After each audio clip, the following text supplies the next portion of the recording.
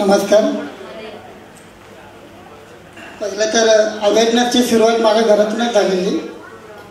माझ्या चुलत 3 बहिणीला थॅलेसेमिया होता, पण मला सांगितलंच नव्हतं बहिणीने. त्याच्यानंतर मग जेव्हा माहेरचं समजलं तेव्हा मी पूर्णपणे सकारात्मक विचार केला, पूर्ण प्लॅन केला की माहेरच्या 3 वर्षानंतर प्रिशाचा जन्म म्हणजे दुसऱ्या बाळाचा जन्म होईल.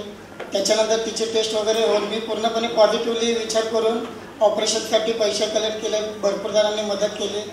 त्याच्यानंतर आता माहेरचं स्टेटस माहेर पूर्णपणे थॅलेसेमिया फ्री झाला आहे. आता गेल्या 3 महिन्यापासून माहेरचं सर्व व्यवस्थित आहे.